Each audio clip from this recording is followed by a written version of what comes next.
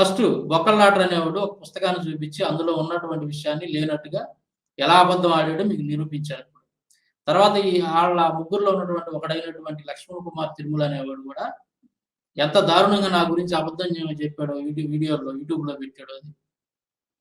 వాడు ఎంత దారుణంగా అబద్ధం చెప్పాడో నేను మాట్లాడినటువంటి మాట పాతూరి రాధాకృష్ణ గారితో ఏం మాట్లాడానో కూడా నేను మీకు వినిపించాను. తర్వాత ఇప్పుడు మూడోవాడు ఎవడు ఉన్నటువంటి లలిత్ కుమార్ అనేవాడు. సరే ఈ లలిత్ కుమార్ అనేవాడు పరిస్థితి ఏందో వాడెలా అబద్ధం ఆడాడో కూడా నేను చెప్తాను చూడండి.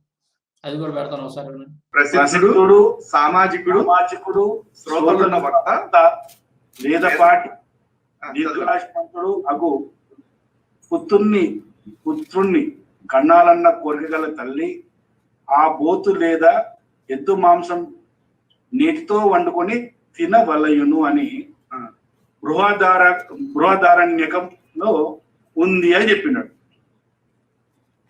యాక్చువల్లీ బృహదారణ్యకం అని చెప్పేసి అన్నాడు ఆయన. బృహదారణ్యకం అంటే అదే అరణ్యం కాదు, బృహదారణ్యక ఉపనిషత్తు. సరే ఇది తీసి ఇది బృహదారణ్యక ఉపనిషత్తు అన్న. కానీ నిజానికి బృహదారణ్యక ఉపనిషత్తులో ఎన్నో శ్లోకం ఎన్నో మంత్రం అనేది ఏమన్నా చెప్పాడా వీడు?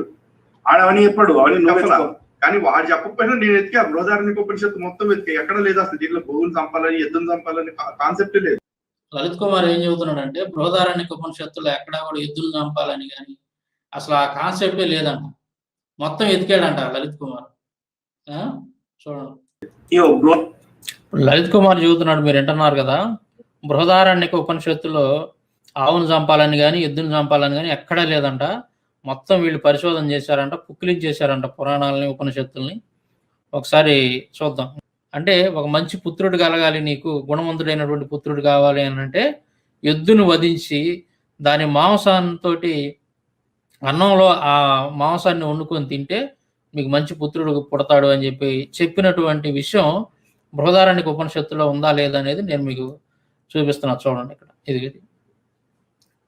బృహదారణ్యక ఉపనిషత్తు అధ్యాయం 4వ బ్రాహ్మణం 18వ మంత్రంలో చాలా స్పష్టంగా ఇక్కడ ఉంటుంది. సంస్కృత శ్లోకం పైన ఇచ్చాను, కింద తాత్పర్యం ఇచ్చాను చూడండి. సుప్రసిద్ధుడు, గొప్ప పండితుడు, సభలలో జనరంజకంగా ప్రసంగించేవాడు, పూర్ణాయుర్దాయం కలిగిన వాడు, 4 వేదాలని పఠించేవాడు అయిన కుమారుణ్ణి కనాలనుకునే దంపతులు నాగలి దున్నే ఎద్దు మాంసాన్ని బియ్యంతో కలిపి వండి, ఎట్లా వండాలంట, ఏం తీసుకోవాలి, నాగలిని దున్నే ఎద్దు మాంసాన్ని ఎద్దును వధించి ఆ మాంసాన్ని తీసుకొచ్చి బియ్యంతో కలిపి వండి అందులో ఆవు నెయ్యి కలిపి భక్షించాలంట. అలా చేస్తే ఆ దంపతులు తాము కోరిన పుత్రుని సంతానంగా పొందుతారు. చూశారు కదా, ఉందా లేదా బృహదారణ్యక ఉపనిషత్తులో? వాడు చూపించిన పాయింట్లో ఒకనొక పాయింట్ ఉంది, స్పష్టంగా కనపడతా ఉంది అక్కడ. అది అంటే వీళ్ళ పాండిత్యం అనుకోవచ్చు మనం, లేదంటే వీళ్ళు చెప్తున్నటువంటి అబద్ధాలు అనుకోవచ్చు. చూడండి, ఒక గ్రంథంలో ఉన్నటువంటి విషయాన్ని మొత్తం కూలంక్షంగా పరిశీలించినప్పుడు మరి ఈ పాయింట్ కనపడకుండా ఎలా ఉంటుంది? ఈ దమ్ బిర్యానీ అనేది కనపడకుండా ఎందుకు ఉంటుంది లలిత్ కుమార్?